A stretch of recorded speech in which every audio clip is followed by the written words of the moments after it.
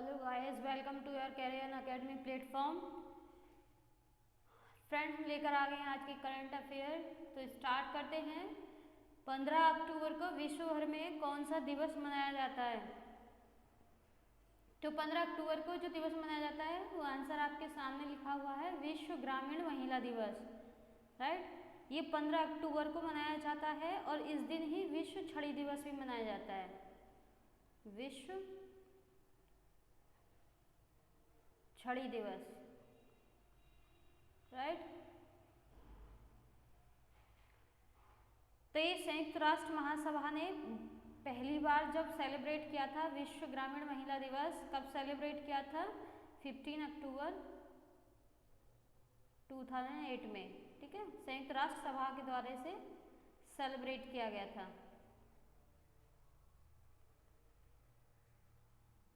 संयुक्त राष्ट्र सभा, इसके द्वारा 15 अक्टूबर 2008 को इसे मनाया गया था। और जी छड़ी दिवस है, विश्व छड़ी दिवस, ये किसके लिए था? जो दृष्टिहीन लोग हैं उनको मदद के लिए, मतलब दृष्टिहीन जो हैं उनकी मदद के लिए लोगों को क्या किया जाए? प्रेरित किया जाए। इसी उद्देश्य से विश्व छड़ी दिवस मनाया जाता है। ठीक है, तो अब याद रहेगा 15 अक्टूबर को विश्व ग्रामीण महिला दिवस भी होता है, विश्व छड़ी दिवस भी होता है। नेक्स्ट क्वेश्चन है, भारत और मालदीव ने ग्रेटर माले कनेक्टिविटी प्रोजेक्ट के लिए कितने मिलियन डॉलर के LOC पर हस्ताक्षर किए हैं? मतलब दोनों देशों के बीच में, दोनों कंट्री के बीच में, मालदीव और भारत के बीच में ग्रेटर माले कनेक्टिविटी प्रोजेक्ट हुआ है, उसके लिए कितने डॉलर पर हस्ताक्षर किए गए हैं? तो आंसर है आपके सामने 400 मिलियन डॉलर। और जो मालदीव की राजधानी है वो है माले। ठीक है, और जो ये समझौता हुआ है इसमें एक्सिम बैंक, जो ये एक्सिम बैंक है, ठीक है, इसके महाप्रबंधक, जो एक्सिम बैंक है इसके महाप्रबंधक और जो मालदीव के वित्त मंत्री हैं इब्राहिम आमिर, इन दोनों ने इस पे हस्ताक्षर किए हैं। ठीक है, एक्सिम बैंक के महाप्रबंधक और मालदीव के जो वित्त मंत्री हैं इब्राहिम आमिर, इन्होंने दोनों ने मिलकर इस पर साइन किए हैं। नेक्स्ट है, श्रीपद यशो नायक ने आयुष संबंधी व्यवस्था के लिए किस शहर में क्षेत्रीय कच्ची औषधि भंडार केंद्र का शुभारंभ किया है? राइट, तो कहाँ किया है? चेन्नई में। ऑप्शन आपके सामने हैं। और जो केंद्रीय आयुष मंत्री हैं और रक्षा राज्य मंत्री श्रीपद यशो नायक हैं, चेन्नई शहर में इन्होंने इस केंद्र का शुभारंभ किया है, जो ये खुला है। ठीक है, और जो आयुष मंत्रालय में सचिव हैं, सचिव सेक्रेटरी कौन है? वो हैं Rajesh Kotecha.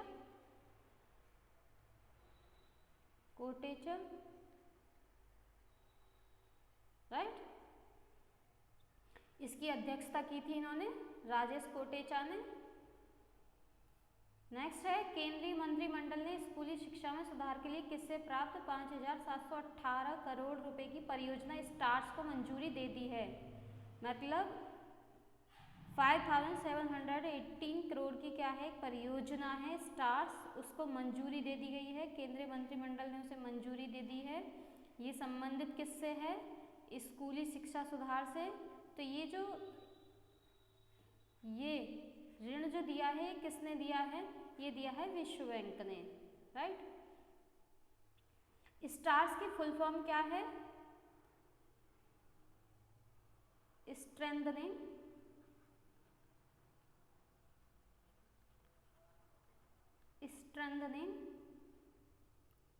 Teaching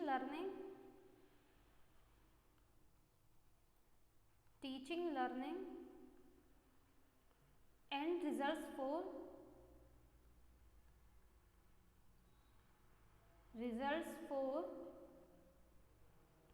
states. Right, और ये जो परियोजना चलाई गई थी स्टार्स, ये शुरुआती चरण में 6 स्टेट्स में चलाई जाएगी। ठीक है, और धीरे धीरे उसके बाद में पूरे इंडिया में से लागू किया जाएगा। नेक्स्ट है हमारा क्वेश्चन, भारत ने फिलिस्तीनी शरणार्थियों के लिए संयुक्त राष्ट्र की राहत और निर्माण एजेंसी को कितने अमेरिकी डॉलर का योगदान दिया है? मतलब जो फिलिस्तीनी शरणार्थी हैं, ठीक है, तो भारत ने उसमें कितना ऋण दिया है, कितने अमेरिकी डॉलर का? तो वो दिया है 1 मिलियन अमेरिकी डॉलर का ऋण दिया है उसमें, ठीक है। तो ये भारत सरकार ने गरीबी रेखा से नीचे रह रहे, जो मतलब गरीबी रेखा से नीचे रह रहे हैं, 5.6 मिलियन फिलिस्तीनी शरणार्थी हैं, ठीक है। तो भारी बजटीय घाटे से निपटने के लिए संयुक्त राष्ट्र की राहत और निर्माण एजेंसी को 1 मिलियन डॉलर मतलब 1 मिलियन अमेरिकी डॉलर दिए गए हैं भारत के द्वारा, ठीक है, कि इससे निपटा जा सके, राहत कोष में दिए हैं। जबकि मई 2020 में भारत ने UNRWA को 2 मिलियन अमेरिकी डॉलर का योगदान दिया था। एक और स्कीम है UNRWA, इसको कितना ऋण दिया था? इसको दिया था 2 मिलियन, ठीक है। तो याद रखना, फिलिस्तीनी शरणार्थियों के लिए संयुक्त राष्ट्र की राहत कोष में कितना दिया है? 1 मिलियन, ठीक है। जो 5.6 मिलियन क्या है? शरणार्थी हैं, जो गरीबी रेखा से नीचे जीवन यापन कर रहे हैं, उनकी हेल्प के लिए। और उससे पहले UNRWA प्रोग्राम था, उसमें कितना दिया था?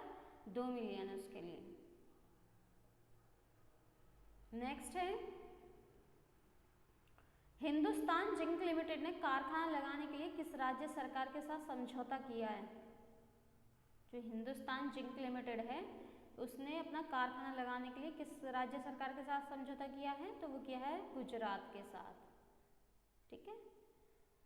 वेदांता समूह है, मतलब जो ये हिंदुस्तान जिंक लिमिटेड है, ये वेदांता समूह से, वेदांता ग्रुप से है, ठीक। और हाल ही में गुजरात में इन्होंने कितनी भूमि ली है? 415 एकड़, ठीक। राज्य सरकार के साथ ये समझौता किया है इन्होंने। और कंपनी कैसे काम करेगी? चरणबद्ध तरीके से काम करेगी। फर्स्ट स्टेप में क्या करेगी? 5,000 से 10,000 करोड़ का इन्वेस्टमेंट करेगी, ठीक। और उसके बाद में क्या करेगी? कंपनी के इस निवेश से क्या होगा? प्रत्यक्ष और अप्रत्यक्ष, मतलब डायरेक्ट और इनडायरेक्ट जो जॉब हैं वो कितनी क्रिएट होंगी?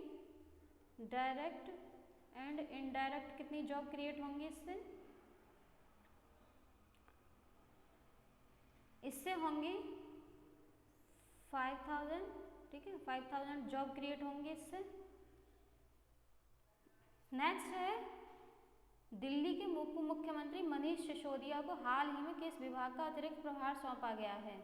जो उप मुख्यमंत्री हैं मनीष सिसोदिया दिल्ली के, उनको कौन सा विभाग दे दिया गया है? रोजगार एवं श्रम विभाग, अतिरिक्त प्रभार सौंपा गया है उसका, ठीक है। तो ये जो उप मुख्यमंत्री हैं, इनको प्रभार सौंप दिया है उसका। और सिसोदिया जी जो हैं, उनका कहना है कि हमारा जो लक्ष्य है वो है समस्त प्रक्रियाओं को सरल करते हुए 10 लाख निर्माण श्रमिकों का पंजीकरण सत्यापन जल्द से जल्द पूरा कराना। मतलब रोजगार एवं श्रम विभाग का उन्हें क्या बना दिया?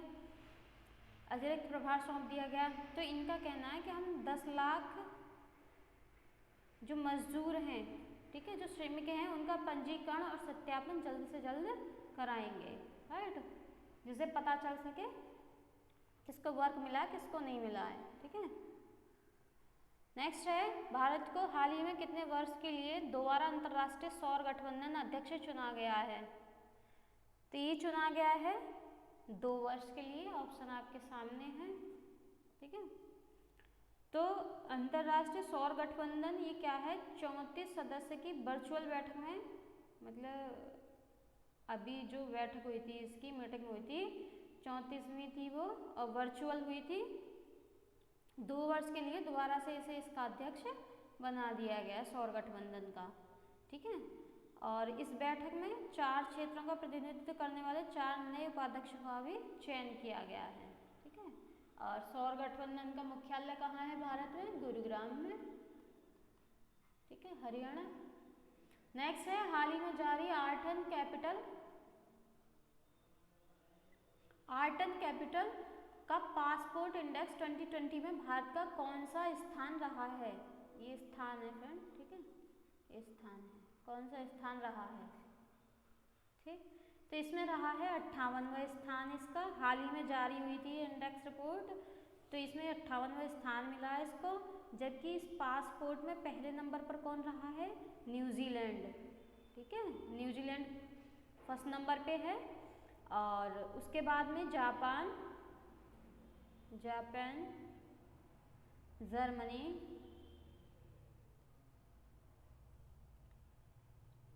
ऑस्ट्रिया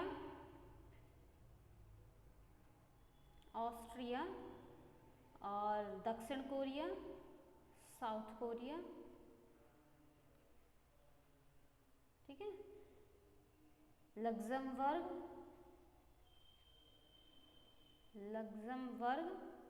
और कौन सा रहा है? स्विट्जरलैंड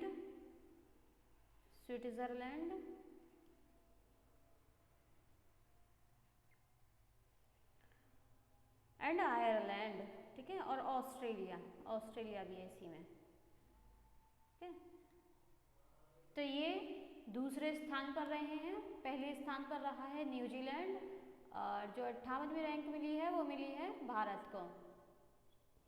नेक्स्ट है, निम्न में से किस राज्य सरकार ने किसानों के उन्नयन के उद्देश्य से किसान कल्याण कोष बोर्ड स्थापित करने की घोषणा की है? मतलब राज्य सरकार ने किसानों का उन्नयन हो सके, ठीक है, उसके उद्देश्य को देखते हुए किसान कल्याण कोष बोर्ड का गठन किया गया है। और ये कहाँ किया गया है, किस सरकार ने किया है? तो ये किया है केरल सरकार ने। ठीक, इस बोर्ड को स्थापित करने की घोषणा की गई थी, जिसका नाम क्या है? केरल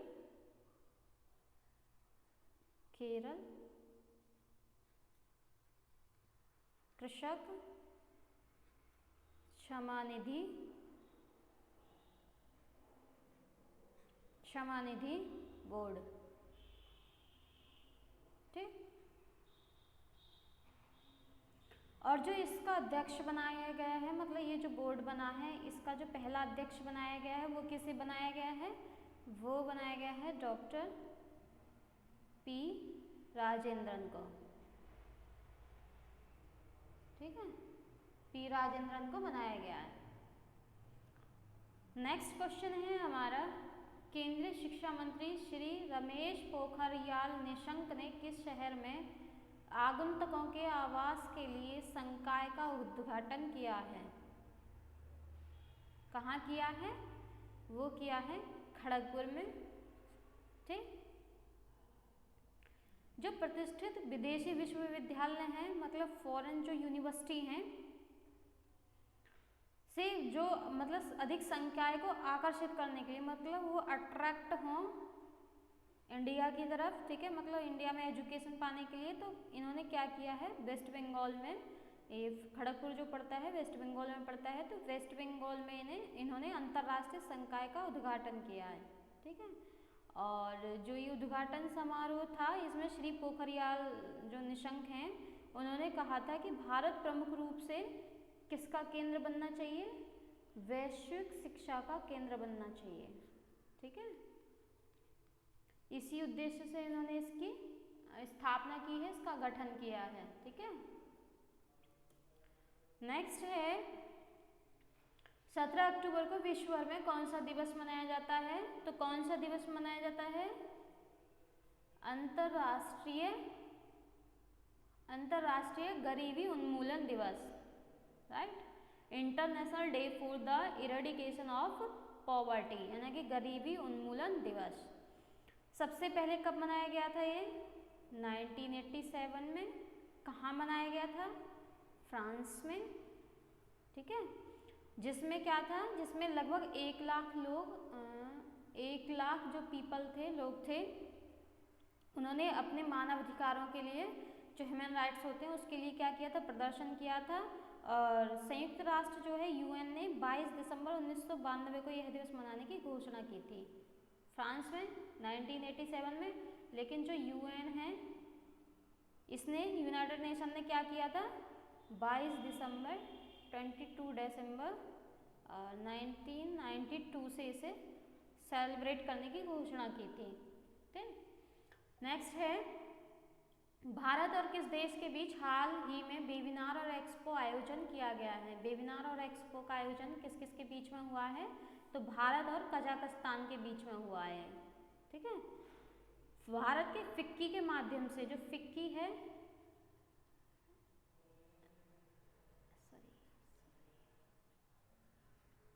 फिक्की के माध्यम से रक्षा मंत्रालय का रक्षा उत्पादन विभाग, जो रक्षा मंत्रालय का रक्षा उत्पादन विभाग है, और कजाकिस्तान जो देश है, ठीक है, इन दोनों के बीच में हाल ही में वेबिनार एक्सपो आयोजित किया गया है। और जो इसका विषय था, वो विषय क्या था, विषय था इसका make in India, make in India for the world India, for the world India, right. Kazakhstan रक्षा सहयोग, कजाकिस्तान रक्षा सहयोग वेबिनार और एक्सपो, ये इसका पूरा मतलब सब्जेक्ट रहा था। ठीक, और जो ये वेबिनार हुआ था, ये जो वेबिनार हुआ है, इसमें 350 से अधिक प्रतिभागियों ने प्रतिभाग किया था। और ये 39 वर्चुअल प्रदर्शनी थी, मतलब 39 वर्चुअल प्रदर्शनी स्टॉलों ने इसमें भाग लिया था। 39 वर्चुअल स्टॉल्स, ठीक है, इन्होंने इसमें पार्टिसिपेट किया था। 350 प्रतिभागी थे और 39 क्या थी, वर्चुअल प्रदर्शनी स्टॉल थी जिन्होंने इसमें पार्टिसिपेट किया था। नेक्स्ट क्वेश्चन है हमारा, भारत ने अपने किस पड़ोसी देश को रक्षा सहयोग मजबूत करने के उद्देश्य से INS सिंधुवीर को लीज पर देने की घोषणा की है, तो किसको की है, म्यांमार को, जो कि हमारा पड़ोसी कंट्री है। ठीक है, भारत ने अपने पड़ोसी देश म्यांमार को दोनों देशों के बीच मतलब रक्षा सहयोग जो है वो क्या हो सके, मजबूत हो सके। ठीक है, मजबूत हो सके, इसी उद्देश्य से क्या किया है इन्होंने, INS सिंधुवीर को लीज पर देने की घोषणा कर दी कि म्यांमार को हम लीज पर दे देंगे। ठीक, म्यांमार के साथ द्विपक्षीय रक्षा सहयोग के तहत ही भारत म्यांमार की नौसेना को यह पनडुब्बी जो प्राप्त होगी वो इस साल के अंत तक मिल जाएगी, मतलब 2020 के लास्ट तक ये पनडुब्बी इन्हें मिल जाएगी म्यांमार को। ठीक है, तो आई होप फ्रेंड आपको ये पसंद आई होगी। अगर पसंद आई है तो इसे लाइक, शेयर, सब्सक्राइब करें, जिससे आपको आने वाले वीडियोस के नोटिफिकेशन मिलते रहें। तो thank you for watching this video, thank you so much, bye bye, take care.